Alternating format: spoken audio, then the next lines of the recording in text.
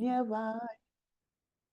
पाश्चात्य देशतारिणे जय श्री कृष्ण चैतन्य प्रभो नित्यानंदा श्री अद्वैत गदाधर श्रीवासादि गौर भक्त वृंदा। हरे कृष्णा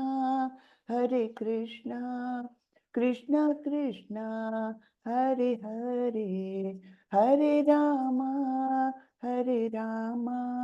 राम रामा हरे हरे, हरे कृष्णा कृष्णा कृष्णा हरे हरे, हरे रामा राम रामा हरे हरे। हरे कृष्ण सभी को। हरे कृष्णा माता जी, दंडवत प्रणाम। दंडवत प्रणाम। हरे कृष्णा माता जी, दंडवत प्रणाम। दंडवत प्रणाम माता जी, दंडवत प्रणाम सभी को, दंडवत प्रणाम। तो चलिए हम भगवत गीता को समझेंगे, समझने का प्रयास करेंगे हरे कृष्णा 18 माता जी। दिनों में। हरे कृष्णा प्रभु। तो हरे कृष्ण माता जी, दंडवत प्रणाम। दंडवत प्रणाम प्रभु। तो कौन है स्वामी प्रभुपाद? हाँ, तो भक्ति वेदांत स्वामी प्रभुपाद कौन है, इनके बारे में हम ब्रीफली जानेंगे। भक्ति वेदांत स्वामी प्रभुपाद फाउंडर आचार्य है इस्कॉन के। इस्कॉन का फुल फॉर्म क्या है? International society for Krishna consciousness. तो इस्कॉन, जिसको हिंदी में कहेंगे हम अंतरराष्ट्रीय कृष्ण भावनामृत संगठन। हाँ, तो इनकी शिक्षाओं पर आधारित ये हमारा पूरा इस्कॉन का जो भी होता है, जो भी कार्यभार चलता है ना, चाहे ये जो हम ऑनलाइन प्रशिक्षण ले रहे हैं वो, या ऑफलाइन भी आप जाएंगे कहीं भी, किसी भी मंदिर में जाएंगे इस्कॉन के, किसी भी बुक को लेंगे इस्कॉन के, तो सब कुछ हमारा आधारित है श्रीला प्रभुपाद के निर्देशनों पर। सब कुछ उन्हीं ने दिया हुआ है। और ये एक महान भक्त थे, और इन्होंने कितने कष्ट झेल करके इस्कॉन की स्थापना की, हमारे लिए इतने सारे बुक्स अवेलेबल कर दिए, ये सब हम देखने वाले हैं। तो उनको सबसे पहले श्रीला प्रभुपाद को प्रणाम करके मैं आगे बढ़ती हूँ। तो श्रीला प्रभुपाद के बारे में हम छोटा सा एक ब्रीफ इंट्रोडक्शन लेते हैं। तो श्रीला प्रभुपाद जो अभय चरण डे के नाम से उन्होंने जन्म लिया, डे फैमिली में जन्म लिया। कलकत्ता में इनका जन्म हुआ था। तो बचपन से ही देखिए उनके पिता जो थे वो अत्यंत अच्छे भक्त थे, और घर में पूजा अर्चना, साधु संतों का आना जाना, ये सब कुछ एकदम नॉर्मल बात थी, बहुत अच्छे से होता रहता था।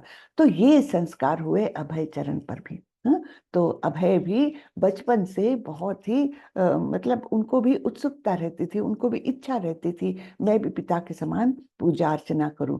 तो देखिए एक छोटा सा रथ बनाया उन्होंने, और जैसे जगन्नाथपुरी में यात्रा निकलती है ना, तो भगवान की वैसे ही यात्रा ये भी बचपन से निकालते थे, अपने संगी साथियों को इकट्ठा करते थे, सारे परिवार वाले भी इकट्ठा हो जाते थे, और बड़े ही हर्षोल्लास के साथ ये जगन्नाथपुरी की यात्रा निकलती थी, घर ही घर में सही, लेकिन बड़ा ही सुंदर वातावरण हो जाता था।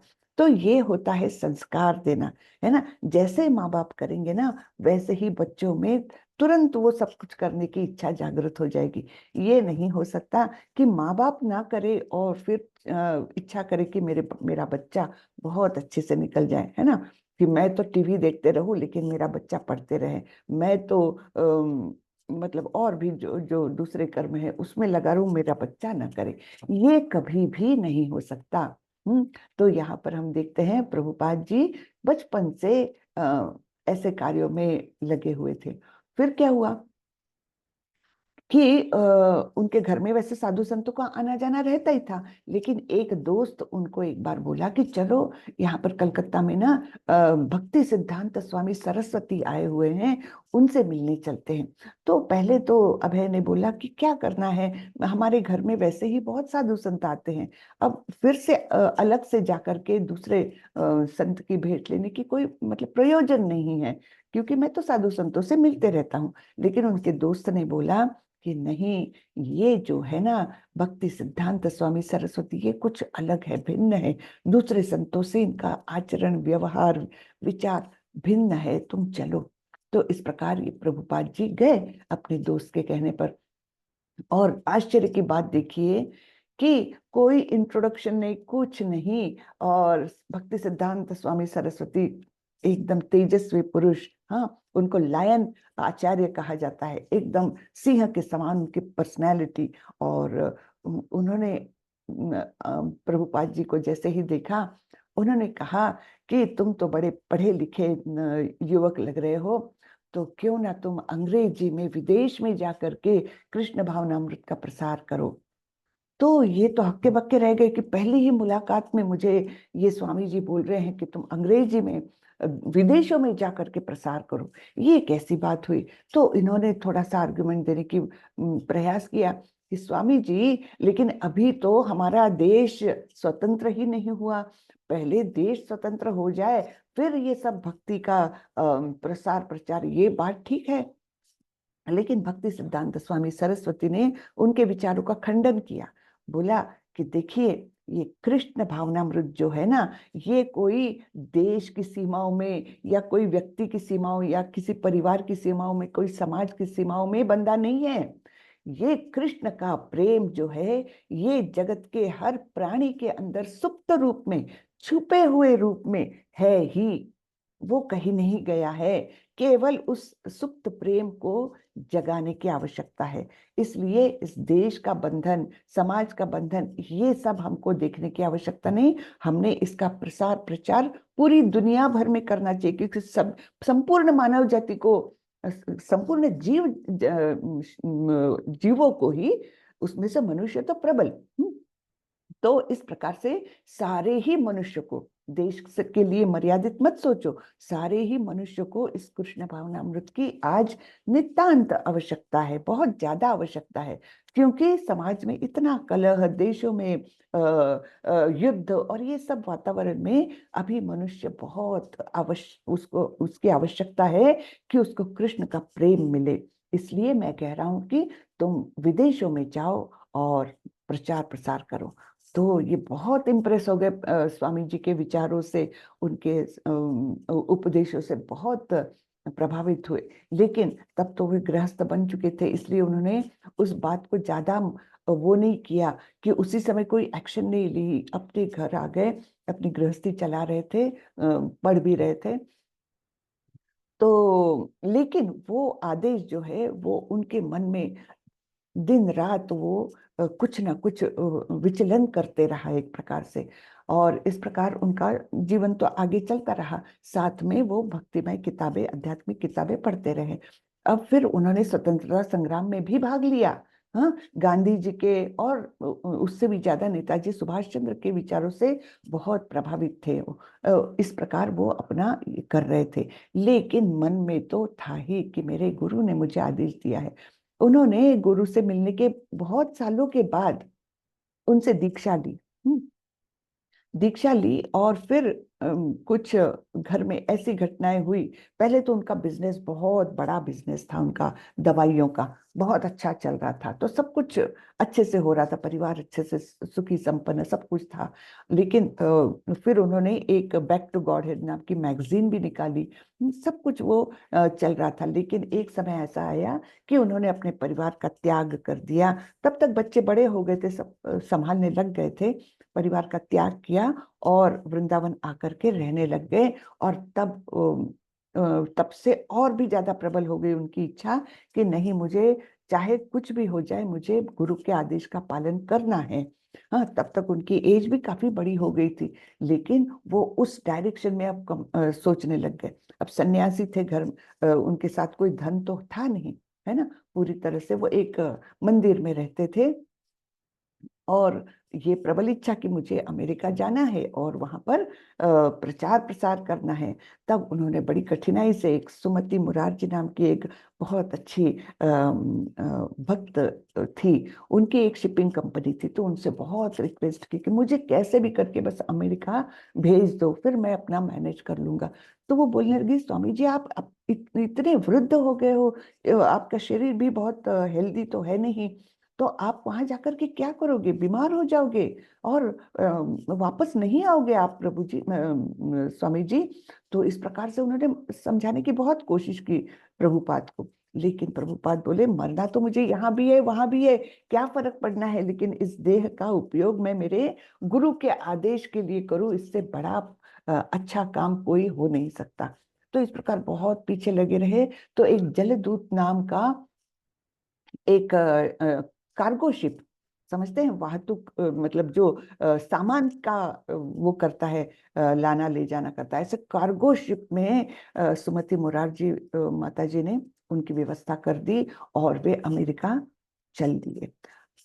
खीसे में कोई पैसे नहीं, दो चार कपड़े के जोड़, ठंडी गर्मी जो कुछ है उसी में करना है, नहीं तो अमेरिका में कितनी ठंड हो जाती है, लेकिन कोई योग्य कपड़े भी नहीं साथ में, और केवल खुद ने लिखी हुई भागवतम के प्रथम स्कंद के 3 पार्ट, उनकी भरी हुई एक संदूक थी उनके पास, बस उतना सामान लेकर वे चले जलदूत कार्गो शिप से। अब ये कार्गो शिप एरोप्लेन के जैसा तो है नहीं कि 2-4 घंटे में 10 घंटे में पहुंच जाए अमेरिका, नहीं, वैसा नहीं, ये तो इसको तो करीबन 30-35 दिन लग गए। और उस बीच प्रभुपाद की तबीयत बहुत खराब हो गई, 2 बार उनको हार्ट अटैक आए। और मतलब कोई देखने वाला नहीं, आप सोचिए कार्गो शिप में केवल वो जो काम करने वाले लोग रहते, वो कोई डॉक्टर नहीं, कुछ नहीं, इस प्रकार से बहुत हालत खराब हो गई, 2 बार हार्ट अटैक आए।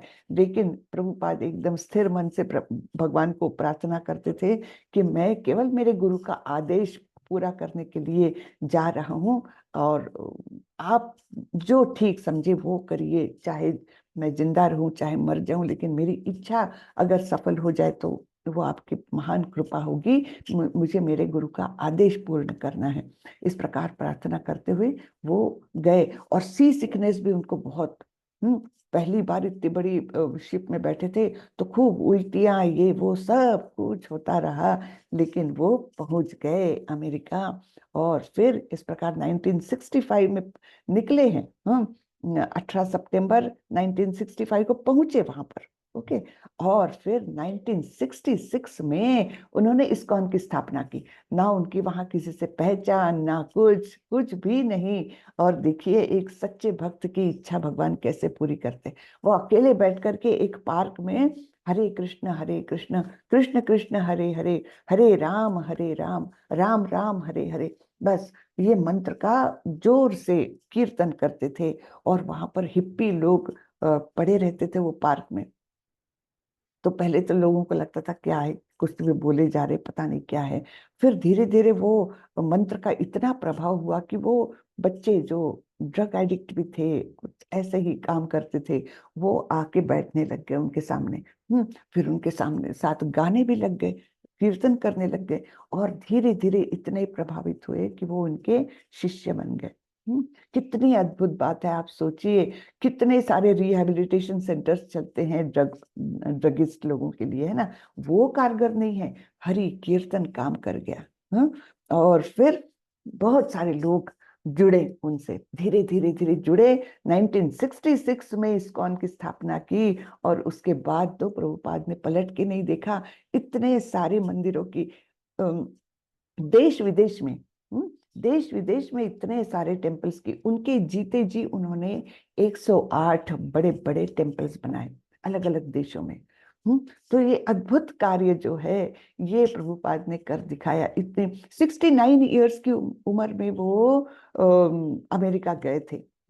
और 12 साल तक उसके बाद वो रहे, और उतने में उन्होंने 14 बार पूरे पृथ्वी का भ्रमण किया था। आप सोचिए, जिन्होंने कभी देश के बाहर पैर नहीं रखा था, ऐसे सन्यासी ने अपने जीते जी 12 सालों में, केवल 12 साल, एक अद्भुत कार्य है ये। हाँ, तो उसमें 108 बड़े बड़े मंदिरों का निर्माण किया, हजारों डिसाइपल्स उनके हो गए, हजारों की संख्या में। और इस प्रकार और कितनी सारी किताबें लिखी, वो तो एक अद्भुत कार्य है। कितनी सारी किताबें लिखी उन्होंने कि जो हम इस जीवन में पढ़ भी नहीं सकते, उतनी किताबें उन्होंने लिखी है। हाँ, और एक से मतलब इतनी सुंदर किताबें, इतना सुंदर स्पष्ट एकदम, विचारों का कोई कोलाहल नहीं है उसमें, एकदम स्पष्ट विचारों से एक दृढ़ता पूर्वक लिखी हुई हर एक किताब है। तो और देखिए उनकी ख्याति इतनी बढ़ गई कि बड़े बड़े लोग उनसे स्वयं मिलने आते थे और उनसे आशीर्वाद लेते थे, उनका मार्गदर्शन लेते थे। ये ऐसी इतनी ढेर सारी किताबें उन्होंने लिखी। Back to Godhead magazine जो कई साल पहले चालू किया था, वो आज भी उनके डिसाइपल्स चालू रखे, उनके शिष्यों ने चालू रखा है। और आज तो इस्कॉन को कौन नहीं जानता। कहीं भी जाइए आप, दुनिया के किसी भी कोने में जाइए, हरे कृष्ण लोग है तो पहचान लेते, अच्छा यू आर फ्रॉम हरे कृष्ण, ऐसी बात है दुनिया भर में। हाँ, तो ये महान कार्य हमारे श्रीला प्रभुपाद ने कर दिखाया है। तो इस्कॉन का ही एक राधा गोविंद मंदिर है मैंगलोर में, कर्नाटका में मैंगलोर है ना। वहां पर हमारे नाम निष्ठादास प्रभु जी ये टेम्पल प्रेसिडेंट है। वो स्वयं आईआईटी कानपुर से इंजीनियरिंग किया है उन्होंने। बहुत अच्छी नौकरी भी उनको तुरंत ही मिल गई थी, क्योंकि आप सभी जानते हैं आईआईटी की क्या महिमा है, उसमें एंट्री पाना कितना कठिन है। हाँ, सब कुछ। और फिर जब वे नौकरी कर रहे थे, केवल 23 साल की उम्र में उन्होंने नौकरी वोकरी छोड़ दी और इस्कॉन ज्वाइन किया फुल टाइम।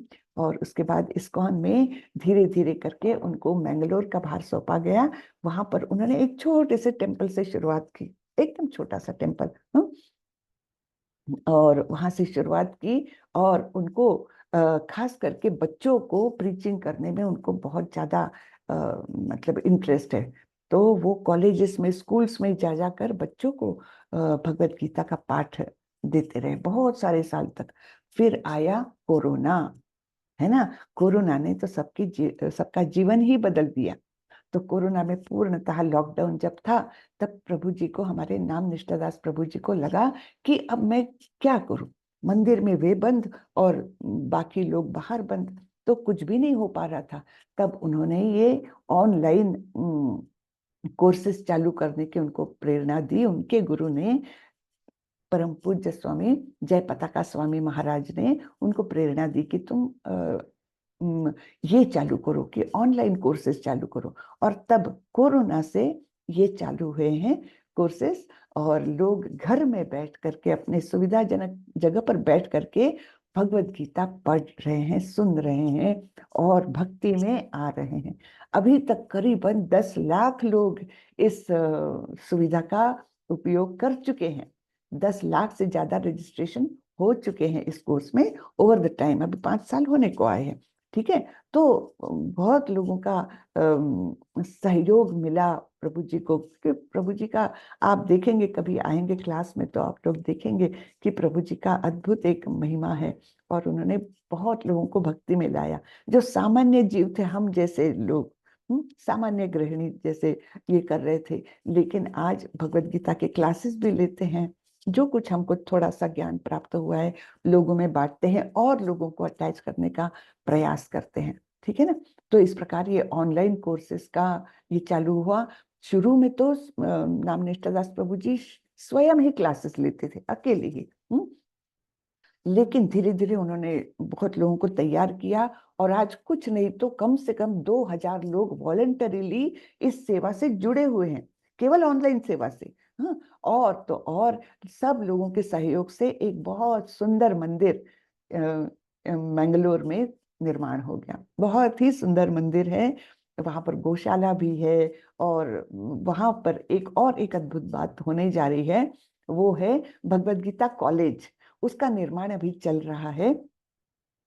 ठीक है, तो वहां पर यानी ऑफलाइन कोर्सेज भी, वहां रहकर भी लोग भगवत गीता भागवतम इसके बारे में अध्ययन कर सकेंगे। तो ऐसा एक प्रोजेक्ट, बहुत बड़ा प्रोजेक्ट वो मैंगलोर, इस्कॉन मैंगलुरु में चल रहा है। तो ऐसा सब काम हुआ है। नाम निष्ठादास प्रभु जी के मार्गदर्शन में। ठीक है, तो ये इस्कॉन बेंगलुरु के बारे में बताया है। अब चलिए हम देखते हैं भगवत गीता के बारे में जानते हैं। भगवत गीता एक महाकाव्य ग्रंथ है जिसमें हमारी सभी समस्याओं के उत्तर है। यह महात्मा गांधी द्वारा एक आध्यात्मिक शब्दकोश माना जाता था और यह पूरे विश्व के कई लोगों के लिए प्रेरणा की पुस्तक है। ठीक है, तो भगवत गीता कोई सामान्य पुस्तक नहीं है, बहुत बड़े बड़े लोगों ने इसके कारण अपने जीवन को संवारा है। तो गांधी जी बोलते थे, जो लोग गीता का ध्यान करते हैं वे हर दिन ताजा आनंद और नए अर्थ को प्राप्त करते हैं। और ये है आइंस्टाइन, अल्बर्ट आइंस्टाइन, जो बहुत महान साइंटिस्ट है, आप सबको पता होगा।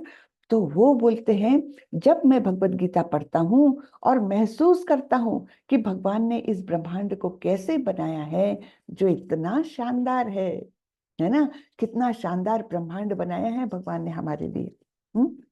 जहाँ समय से सूरज उगता है, हमको प्रचुर मात्रा में प्रकाश देता है ना, जो हमारी जरूरतें हैं, पानी है ना, और सुंदर समुद्र है, पर्वत है, इतने अनेक प्रकार के पेड़ पौधे हैं जो हमारी सारी आवश्यकताओं को पूरा करते हैं। तो ये सब कुछ इतना अद्भुत जो ब्रह्मांड है वो भगवान ने कैसे बनाया होगा, है ना, ये सोचता हूँ मैं जब भी भगवत गीता पढ़ता हूँ।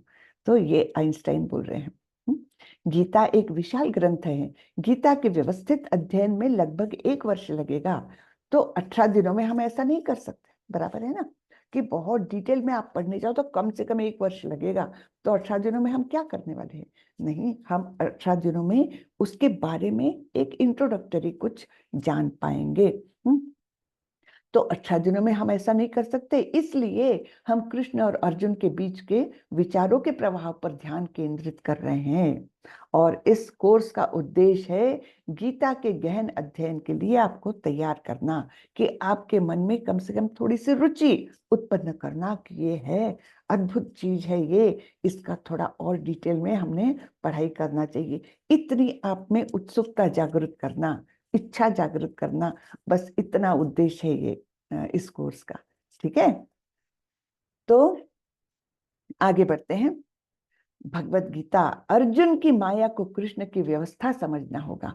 अब हम देखने वाले हैं कि अर्जुन किस प्रकार से जब ये युद्ध चालू होने ही वाला था उस समय उनकी बुद्धि कैसे भ्रमित हो गई। तो भगवान यहाँ पर बताया गया है कि वैसे अर्जुन की बुद्धि भ्रमित होने को कोई कारण नहीं, लेकिन भगवान स्वयं चाह रहे थे कि भगवत गीता इस जगत में आए। क्यों? क्योंकि कलयुग का प्रारंभ कुछ ही सालों में होने वाला था। हाँ, भगवान ये सब जानते हैं। और कलयुग में मनुष्य की बुद्धि क्षीण है, सभी कुछ, मतलब सब कुछ चीजों का ह्रास होने वाला है। उनको आध्यात्मिक ज्ञान के प्रति आसक्ति नहीं है, पदार्थों के प्रति उनकी आसक्ति है ना। आज हम देखते हैं कि लोगों को अपनी जो चीजें, मेरा मोबाइल, मेरा रूम, मेरा ये बैंक बैलेंस, इसके प्रति बहुत आसक्ति है। उसके कारण वे अपना जो रिश्ते हैं वो भी तोड़ने को तैयार रहते कि नहीं, मेरी प्राइवेसी, उसके लिए मुझे घर में कोई नहीं चाहिए। तो ये आजकल का वातावरण हम देखते हैं, है ना। क्यों? क्योंकि पदार्थ के प्रति आसक्ति बढ़ रही है, लोगों के प्रति, जीवों के प्रति जो प्रेम होना चाहिए वो कम हो रहा है। एकदम सेल्फ सेंटर्ड ऐसा जीवन हम जी रहे हैं। तो ये सब भगवान जानते थे और इसलिए उनको उन भटके हुए जीवों को एक मार्गदर्शक तत्व मिले, इसलिए वो चाह रहे थे कि भगवत गीता बोली जाए, और इसलिए उन्होंने अर्जुन के मति को भ्रमित किया। ठीक है, तो अर्जुन कोई सामान्य व्यक्ति नहीं था, भगवान का नित्य संगी था, नित्य साथी है। तो उनकी मति को भगवान ने इसलिए भ्रमित किया कि भगवत गीता यहाँ पर आ जाए। यदि अर्जुन भ्रमित नहीं होता तो कृष्ण को भगवत गीता बोलने के लिए कोई आवश्यकता ही नहीं होती। अर्जुन भगवत गीता के स्पष्ट पहले श्रोता है, फिर भी भगवत गीता सभी के हित के लिए है। तो एक्चुअली ये केवल अर्जुन को उपदेश नहीं है, हम सभी के लिए ये उपदेश है जो भगवत गीता में भगवान बोल रहे हैं। तो गीता के रहस्यवाद की यात्रा शुरू करते हैं। हरि बोल, हरे कृष्ण। आपका सभी का स्वागत है। तो ये अभी हम पढ़ने जा रहे हैं गीता महात्म्य, यानी गीता का महत्व क्या है, हाँ, उसके बारे में आदि शंकराचार्य द्वारा वर्णित ये हम भगवत गीता की महिमा पढ़ेंगे। इससे हरे कृष्णा, इससे हमको पता चलेगा कि गीता का महत्व क्या है। गीता शास्त्रम इदं पुण्यम यह पठेत प्रयतः पुमान् विष्णुः पादम अवाप्नोति भयशोकादिवर्जितः। भगवत गीता दिव्य साहित्य है, जो इसे ध्यान पूर्वक पढ़ता है और इसके उपदेशों का पालन करता है, वह भगवान विष्णु का आश्रय प्राप्त करता है, जो कि समस्त भय तथा चिंताओं से मुक्त है। ठीक है, जब हम भगवान विष्णु, विष्णु और कृष्ण कोई अंतर नहीं है, हाँ, ये हम पहले जान ले कि भगवान विष्णु जब कहते हैं तो कृष्ण है ही, हाँ, और जब जब कृष्ण कहते हैं तो विष्णु है ही। तो इस प्रकार हम भगवान विष्णु का आश्रय प्राप्त करते हैं, और जैसे ही हम उनका आश्रय प्राप्त करते हैं तो हमारे मन का भय और चिंताएं सबसे हमको मुक्ति मिल जाती है। ठीक है, गीताध्ययनशीलस्य प्राणायामपरस्य च नैव सन्ति हि पापानि पूर्वजन्म कृतानि च। यदि कोई भगवत गीता को निष्ठा तथा गंभीरता से पढ़ता है तो भगवान की कृपा से उसके सारे पूर्व दुष्कर्मों के फलों का उस पर कोई प्रभाव नहीं पड़ता। बहुत बड़ी बात है। तो आप बोलोगे हमने तो दुष्कर्म किए ही नहीं, तो हमको क्या है डरने की बात। जी नहीं, हम सभी इस भौतिक जगत में हैं। That itself is a proof. हाँ, वही प्रूफ है कि हमने कुछ ना कुछ पाप कर्म किए हैं। इसलिए ये मत सोचिएगा कि मैंने तो कुछ बुरा किया ही नहीं, मैं तो सब अच्छा ही करता हूँ। ये नहीं, इस भौतिक जगत में प्रेजेंस हमारा, यहाँ पर उपस्थिति, बस उतना ही सफिशिएंट कारण है हमको दर्शाने के लिए कि हमने बहुत सारे पाप जमा किए हुए हैं, इसलिए यहाँ पर अटके हुए हैं। ठीक है, मलिने मोचनं पुंसां जलस्नानं दिने दिने सकृद्गीतामृत स्नानं संसारम मलनाशनम। मनुष्य जल में स्नान करके नित्य अपने को स्वच्छ कर सकता है, लेकिन यदि कोई भगवत गीता रूपी पवित्र गंगा जल में एक बार भी स्नान कर ले तो वह भौतिक जीवन की अर्थात भवसागर की मलिनता से सदा सदा के लिए मुक्त हो जाता है। तो भगवत गीता का ये महात्म्य है कि जैसे रोज रोज हम तो अपने शरीर को साफ करते हैं, लेकिन भगवत गीता जो है वो गंगा जल के समान है। एक बार उसमें डुबकी लगा लो तो आपका जीवन धन्य हो जाएगा। सदा सदा के लिए हम इस मलिनता से, जो मल है, काम क्रोध लोभ मोह मद मत्सर, ये सब मल है जो हमारे अंदर छुपे हुए हैं, तो उससे हमको मुक्ति मिल जाएगी। गीता सुगीता कर्तव्या किमन्यः शास्त्र विस्तरैः या स्वयं पद्मनाभस्य मुख पद्माद्विनिसृता। क्योंकि भगवत गीता भगवान के मुख से निकली है, अतएव किसी अन्य वैदिक साहित्य को पढ़ने की आवश्यकता नहीं रहती। केवल भगवत गीता का ही ध्यान पूर्वक तथा मनोयोग से श्रवण तथा पठन करना चाहिए। केवल एक पुस्तक भगवत गीता ही पर्याप्त है, क्योंकि यह समस्त वैदिक ग्रंथों का सार है और इसका प्रवचन भगवान ने स्वयं किया है। तो भगवत गीता का इसलिए महत्व अपरंपार है कि ये एक ही वैदिक ग्रंथ है जिसका असली में मतलब उच्चारण भगवान ने स्वयं किया था। तो ये इसलिए महत्वपूर्ण है। भारतामृत सर्वस्वं विष्णुवक्त्राद्विनिसृतं गीता गंगोदकं पीत्वा पुनर्जन्म न विद्यते। जो गंगा जल पीता है वह मुक्ति प्राप्त करता है, अतएव उसके लिए क्या कहा जाए। जो भगवत गीता का अमृत पान करता हो। भगवत गीता महाभारत का अमृत है और इसे भगवान कृष्ण अर्थात मूल विष्णु ने स्वयं सुनाया है। तो ये महत्व है भगवत गीता का, है ना। भगवत गीता किंचित धीता गंगा जल लवल कणिका पीता। तो ऐसा महत्व है कि जिसने भगवत गीता को छोटा ही सही क्यों ना ये किया हो, श्रवण किया हो, पठन किया हो। भगवत गीता किंचित धीता, थोड़ा सा ही सही। तो उसका महत्व क्या है? जैसे गंगा जल को थोड़ा सा ही पी लो, उसका महत्व क्या है कि यमराज के साथ हमारी चर्चा कभी नहीं होती, यानी यमराज को हमको सामना नहीं करना पड़ता। यमराज कौन है? जहां पर जो मतलब पापमय जीवन जीते हैं, उनको सजा देने का वो रिहैबिलिटेशन सेंटर है। ठीक है, वहां पर बहुत प्रताड़ित किया जाता है जीवों को। तो जो जो मनुष्य पापमय कर्म करते हैं, उनको यमराज का सामना करना पड़ता है। यहाँ बता रहे हैं गंगा जल लव कणिका पीता, भगवद गीता किंचित धीता, गंगा जल लव कणिका पीता। तो सकृत एव समस्ति चर्चा तस्य न एव यमे सम चर्चा, यम के साथ उनकी चर्चा यानी आमना सामना कभी नहीं होता। तो ये बहुत ही अच्छी बात, सुंदर बात है इसकी। हाँ, सर्वोपनिषदो गावो दोग्धा गोपाल नंदनः, पार्थो वत्सः सुधीव भोक्ता, दुग्धम गीतामृत महत।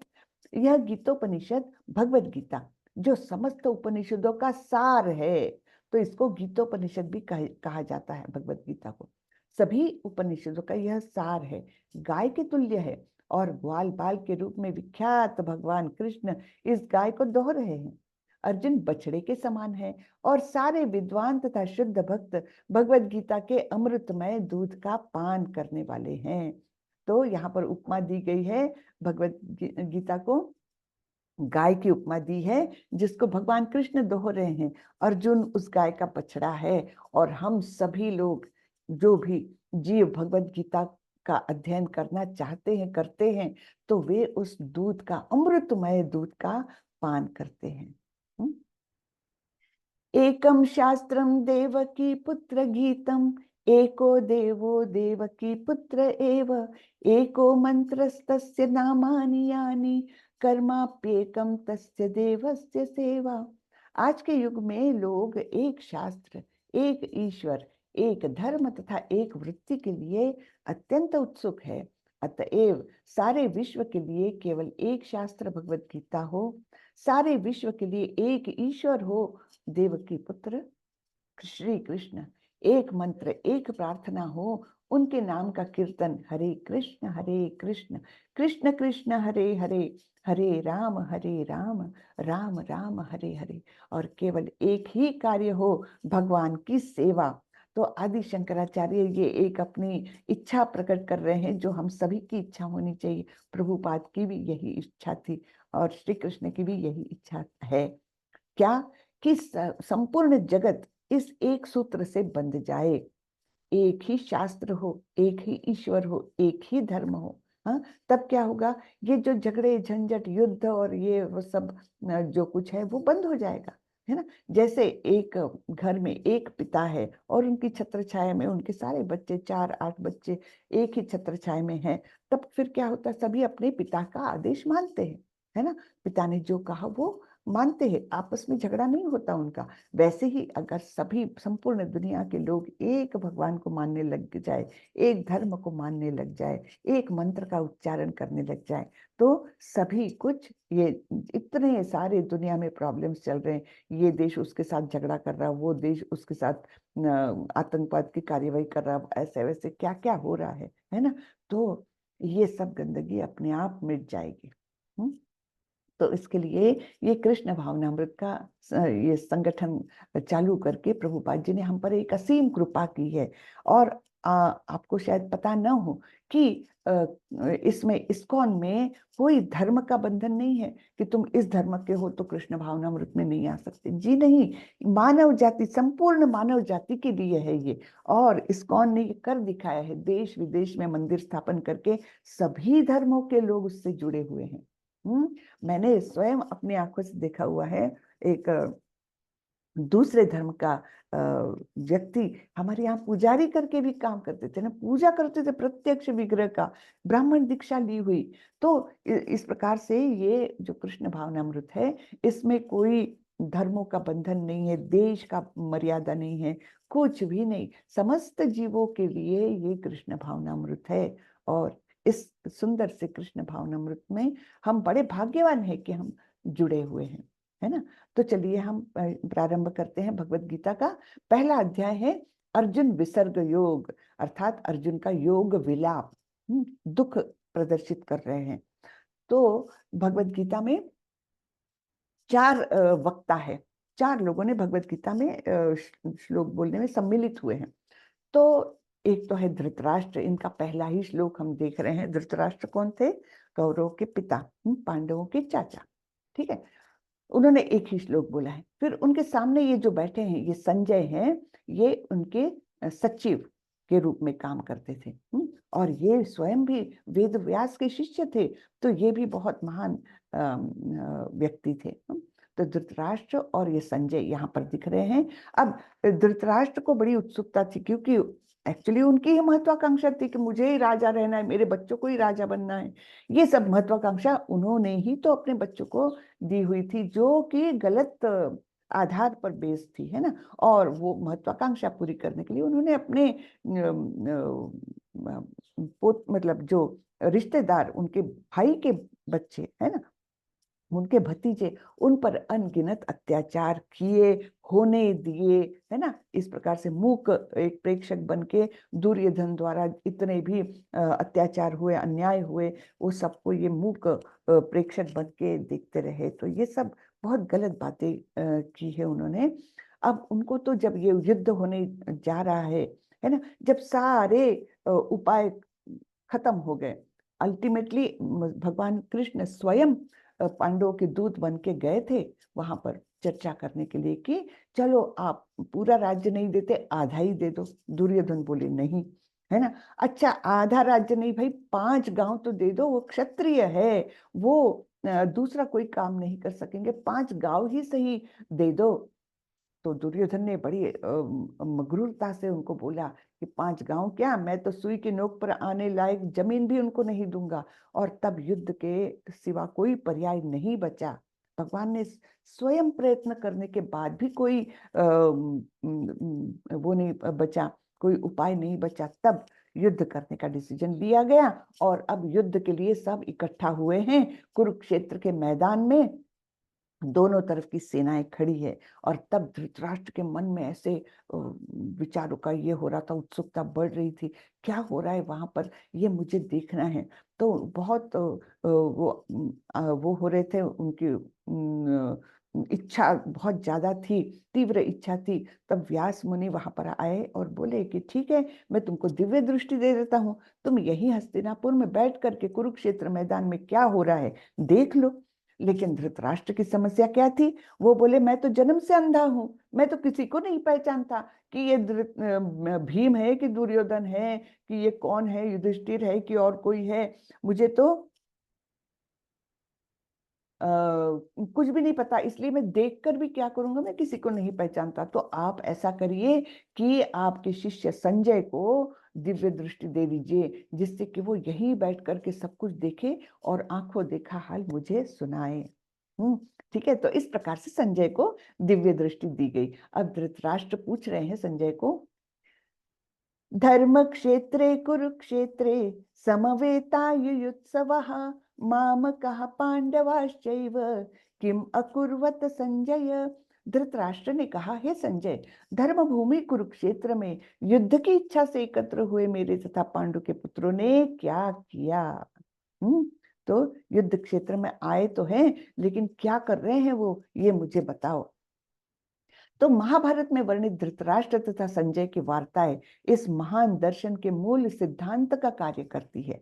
माना जाता है कि इस दर्शन की प्रस्तुति कुरुक्षेत्र के युद्ध स्थल में हुई, जो वैदिक युग से पवित्र तीर्थस्थल रहा है।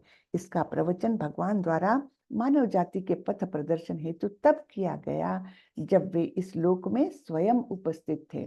तो यहाँ पर बताया गया है कि ये इंट्रोडक्शन है कि धृतराष्ट्र पूछ रहे हैं संजय से क्या हो रहा है। अब उनके मन में बड़ी शंकाएं थी, उनको लग रहा था कुरुक्षेत्र जो है, जो दिव्य स्थान है, एक तीर्थ क्षेत्र है, वहां पर जाकर क्या मेरे बच्चों की मति तो नहीं बदल गई, कहीं वहां जाकर के वो बोलने तो नहीं लग गए चलो चलो छोड़ो, युद्ध वगैरह नहीं करेंगे, हम तुमको आधा राज्य दे देते या पूरा राज्य दे देते या वॉटेवर, है ना। ऐसी शंकाएं धृतराष्ट्र के मन में आ रही थी, इसलिए किम अकुर्वत, है ना। तो कुरुक्षेत्र का प्रभाव तो नहीं पड़ा उनमें, और कोई उनके विचारों में बदलाव तो नहीं आया। इस आशंका से धृतराष्ट्र ये प्रश्न पूछ रहे हैं संजय से। तो संजय बताते हैं, संजय ने कहा, हे राजन, पांडुपुत्रों द्वारा सेना की व्यूह रचना देखकर राजा दुर्योधन अपने गुरु के पास गया और उसने ये शब्द कहे। तो अब देखिए, राजा दुर्योधन करके संबोधित कर रहे हैं संजय। दुर्योधन उस समय राजा थे क्या? नहीं, है ना, राजा नहीं थे, लेकिन एक प्रकार से अपने राजा को यानी धृतराष्ट्र को उनके मन में तसल्ली देने के लिए संजय दुर्योधन को भी राजा करके संबोधित कर रहे हैं। और वे बता रहे हैं कि वे स्वयं उठ करके द्रोणाचार्य के पास गए और उनसे इस प्रकार से बात की, हे आचार्य, पांडुपुत्रों की विशाल सेना को देखे, जिसे आपके बुद्धिमान शिष्य द्रुपद के पुत्र ने इतने कौशल से व्यवस्थित किया है। तो एक प्रकार से देखिए, इनका चेहरा देखिए, दुर्योधन का क्या बोल रहे हैं। हाँ, एक प्रकार से टॉन्ट मार रहे अपने ही आचार्य को, अपने ही गुरु को। ये बिल्कुल ही गलत बात है। वो बोले, देखा आपने जिस शिष्य को तैयार किया, वो बुद्धिमान शिष्य द्रुपद का पुत्र धृष्टद्युम्न, है ना। तो उसने ये व्यूह रचना की है, देखा आपने किसको पढ़ाया, वो हमारे सामने युद्ध के लिए खड़ा हो गया है ना। तो इस प्रकार से अपने गुरु को वो उलाहना दे रहे हैं, एक प्रकार से टॉन्ट मार रहे हैं। तब कुरुवंश के वयोवृद्ध परम प्रतापी एवं वृद्ध पितामह ने सिंह गर्जना की सी ध्वनि करने वाले अपने शंख को उच्च स्वर से बजाया, जिससे दुर्योधन को हर्ष हुआ। अब यहाँ पर तो दुर्योधन बहुत चिंतित है। और वो सारे वो गिनाने लग गए कि देखा उनके यहाँ कितने वीर योद्धा है, उन्होंने कितनी अच्छी व्यूह रचना की है, ये सब बोलने लग गए। और फिर उनको लगा कि अरे, मैं तो अपने ही सेना को, अपने ही गुरु को डिमोरलाइज कर रहा हूँ एक प्रकार से। तब फिर उन्होंने अपने लोगों का भी सब उनमें क्या क्या क्वालिटीज है, वे भी कैसे अजय वो है, वे योद्धा है, इस प्रकार से अपने लोगों की भी तारीफ की। और फिर तभी क्या हुआ कि भीष्म पितामह, जो सबसे वयोवृद्ध सेनानी थे और सबसे शक्तिशाली सेनानी थे, वहां पर संपूर्ण कुरुक्षेत्र में उपस्थित जो भी लोग थे, उनमें सबसे शक्तिशाली भीष्म पितामह थे। तो उन्होंने अपना शंख उठाया और जोर से ध्वनि की, और उसका ध्वनि कैसे आई? सिंह गर्जना के जैसे। हाँ, इतना भयंकर ध्वनि हुआ।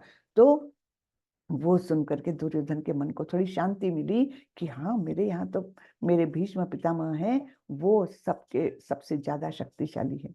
हाँ, फिर अब क्या हुआ? ततः श्वेतैर्हरै युक्तैः महती स्यन्दने स्थितौ माधवः पांडवश्चैव दिव्यौ शंखौ प्रदध्नतु।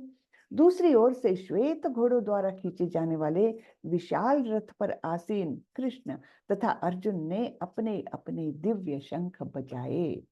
तो वहां से भी, अब पांडवों की तरफ से भी, जैसे ही इधर से भीष्म पितामह की शंख की ध्वनि सुनी, तो उधर से भी स्वयं कृष्ण और अर्जुन दोनों ने अपने अपने दिव्य शंख बजाए। अब ये दिव्य है ना। सिंह गर्जना कैसी है? ये तो हमारे भौतिक जगत की ही गर्जना है, अपने भौतिक जगत का ही एक ध्वनि है। लेकिन जब इन्होंने अपने शंख बजाए दोनों ने, तो दिव्य नाद हुआ। दिव्य शंख बजाए अपने, ठीक है। अथ व्यवस्थितान् दृष्ट्वा धार्तराष्ट्रान् कपिध्वजः प्रवृत्ते शस्त्र संपाते धनुरुद्यम्य पांडवः ऋषिकेशं तदा वाक्यम इदं माह महीपते। तो अब ये अर्जुन के रथ को हम जानते हैं। देखिए कैसा कैसा रथ है ये। एक तो श्वेत घोड़ों से युक्त रथ है। ये रथ अपने आप पे दिव्य है। ये सब देवताओं द्वारा दिए गए उनकी चीजें हैं। रथ भी उनको दिया था अग्निदेव ने, शंख भी दिया था वायुदेव ने, उनका गांडीव भी दिया था, वो भी एक देवता ने। इस प्रकार से सारा जो था उनके पास जो दिव्य था। और तो और उनके रथ के ऊपर आरूढ़ थे, ध्वज पर आरूढ़ थे स्वयं हनुमान। तो हनुमान जी कौन है? राम भक्त हनुमान। उन्होंने राम और रावण के युद्ध के दरमियान बहुत मदद की थी भगवान राम की, है ना। तो वही राम के बाद में कृष्ण आए, तो वो तो जानते ही थे हनुमान जी कि ये स्वयं राम है। राम और कृष्ण में कोई अंतर नहीं, ये जान करके वे स्वयं मदद करने के लिए उनकी ध्वजा पर अंकित हो गए थे। ठीक है। और अब क्या हुआ, उस समय हनुमान से अंकित ध्वजा लगे रथ पर आसीन पांडुपुत्र अर्जुन अपना धनुष उठाकर तीर चलाने के लिए उद्यत हुए। बिल्कुल, अब तो क्या 1 सेकंड की दूरी है, युद्ध चालू होने वाला है, पहला बाण जाने ही वाला है अर्जुन की तरफ से। इस प्रकार से तैयारी है। तब वो क्या बोल रहे हैं, हे राजन, धृतराष्ट्र के पुत्रों को व्यूह में खड़ा देखकर अर्जुन ने श्री कृष्ण से ये वचन कहे।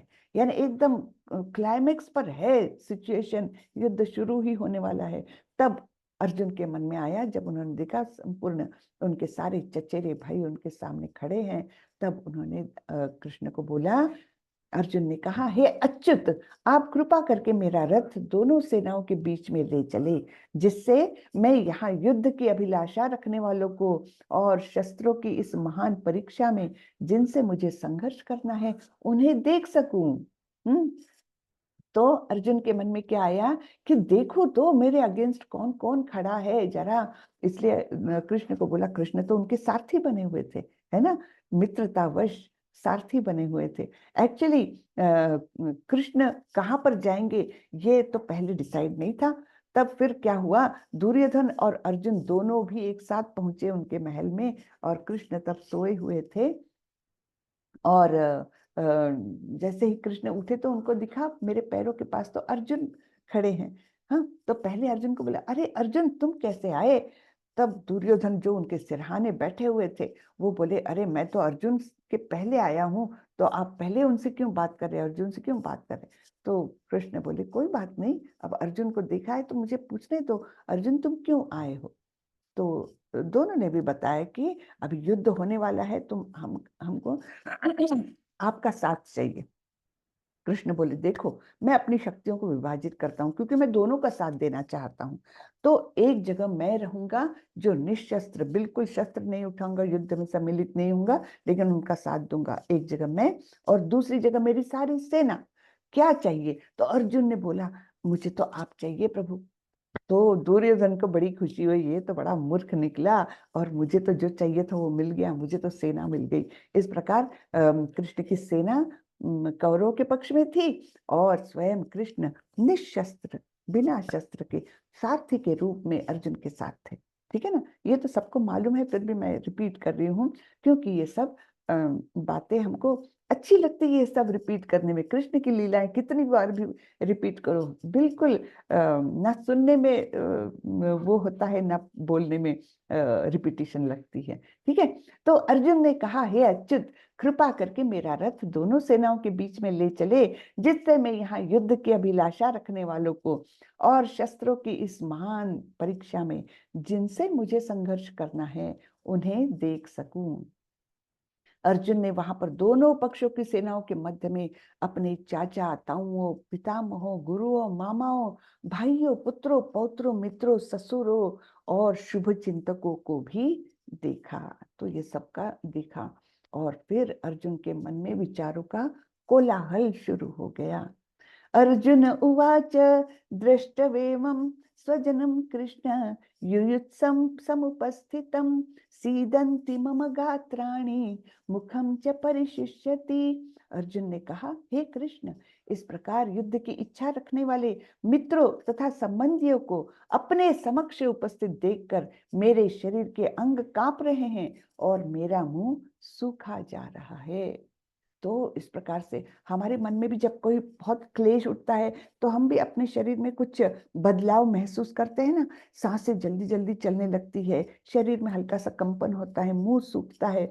बस यही सब लक्षण जो है अर्जुन में भी दिख रहे हैं, और अर्जुन बोल रहे हैं कि मेरे संबंधियों को, मेरे प्रिय जनों को मेरे सामने युद्ध की इच्छा से खड़ा देखकर मेरा मुंह सूखा जा रहा है, मेरा अंग कांप रहा है।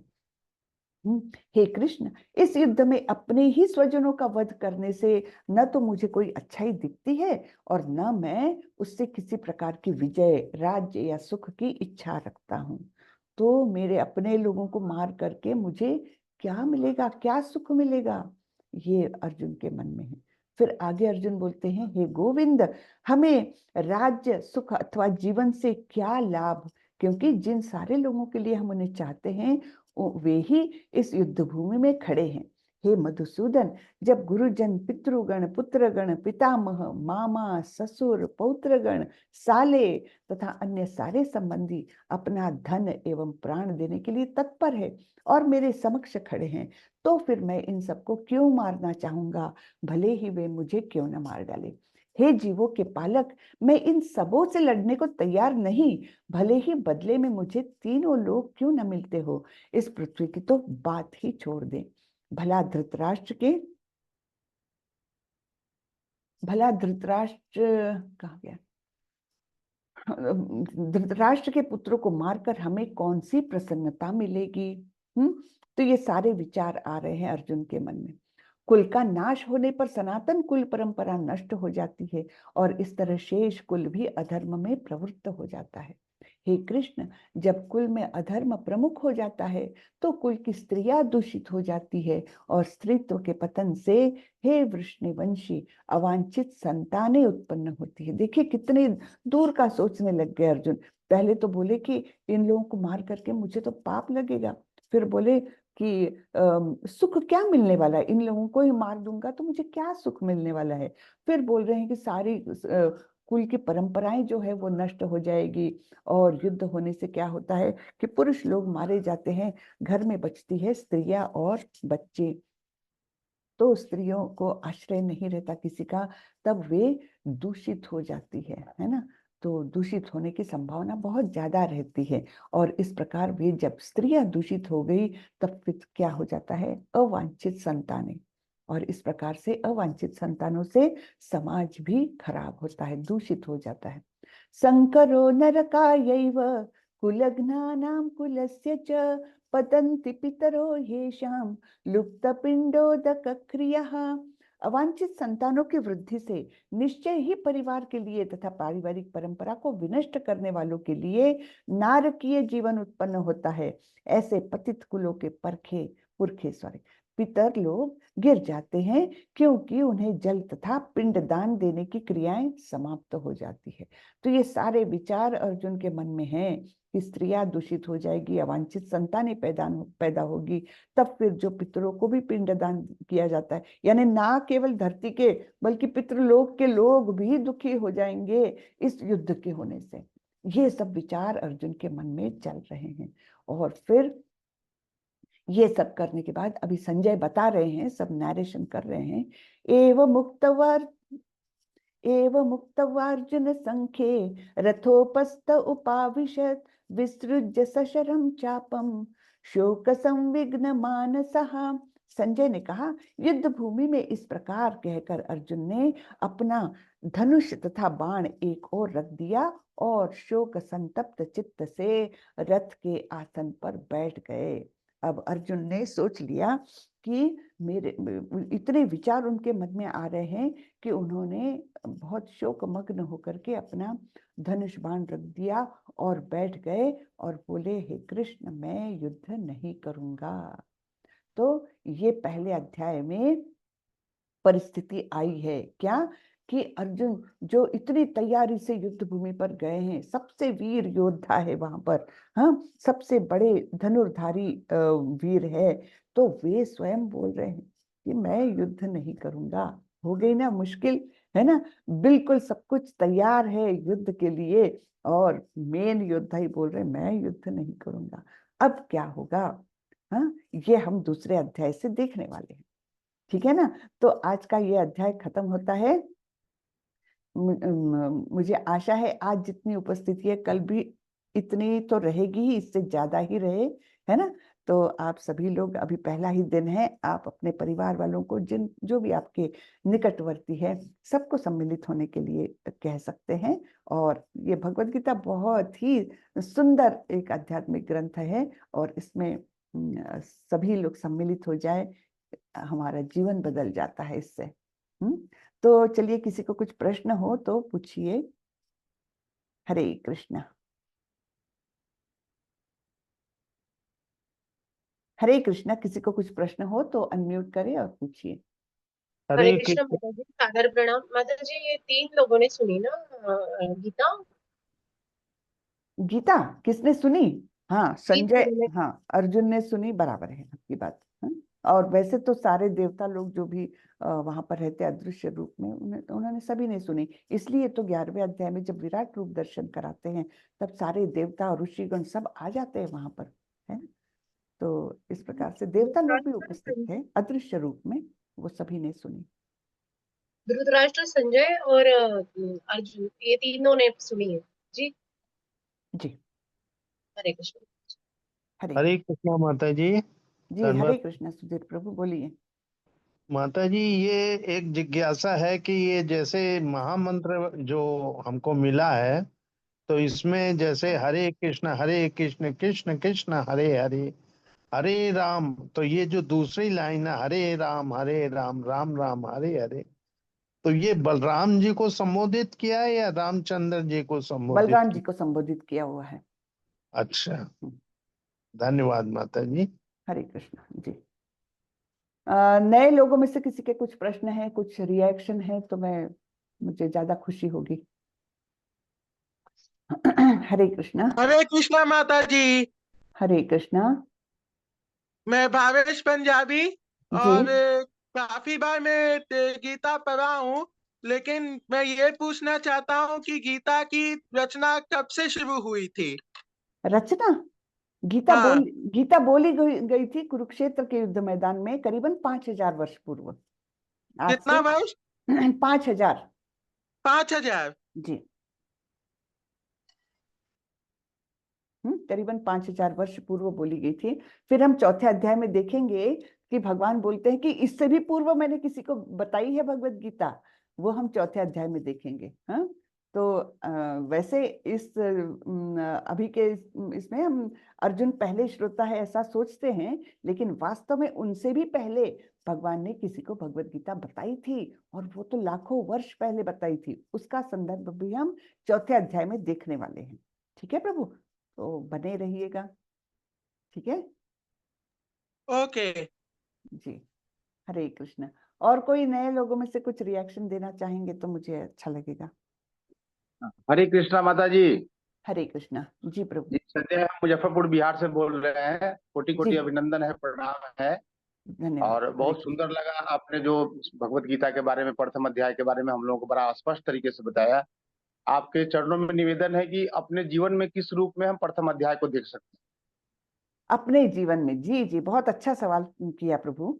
अपने जीवन में हम देखिए, कई बार हमको ऐसे परिस्थिति में हम आ जाते हैं कि कौन सा रास्ता मैं अपनाऊं, है ना, कि मैंने करना चाहिए ये काम कि नहीं करना चाहिए। अनेक जगह पर हमको ये समस्याएं खड़ी हो जाती है ना। वैसे ही अर्जुन के जीवन में आई थी समस्या कि मैं युद्ध करूं कि ना करूं, और उस पर से निराशा उनके मन में आई थी। इसी को कहते हैं, यानी डिप्रेशन की अवस्था एक प्रकार से अर्जुन की हो गई थी। और ऐसी अवस्था हमको जीवन में कई बार फेस करनी पड़ती है।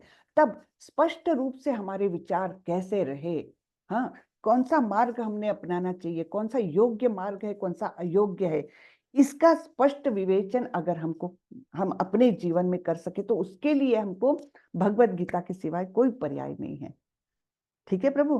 तो वैसे ही अर्जुन ने जब ये सोचा कि मैं डिसीजन नहीं ले सकता, असमंजस में पड़ गए हैं, हाँ, और इस प्रकार से उन्होंने अपना कर्तव्य जो है उससे विमुख होने जा रहे हैं वे, और तब भगवान उनको उपदेश देते हैं कि जीवन जीने का कौन सा तरीका होना चाहिए। हाँ, जीवन कुछ इसके लिए नहीं है कि बस आए हैं, खाए पिए, बड़े हुए, बच्चे पैदा किए, थोड़ा धन इकट्ठा किया और मर गए, ये जीवन नहीं है ना। तो जीवन का महत्व क्या है, इसके बारे में आगे जाकर के भगवान बताएंगे, और कैसा जीवन जीना है जिससे हम किसी भी पापों से लिप्त ना हो। हमको क्या होता है, हम जो भी कार्य करते हैं उसका कर्म बंधन उत्पन्न होता है, और वो बंधन के कारण हमको फिर से जन्म लेना पड़ता है।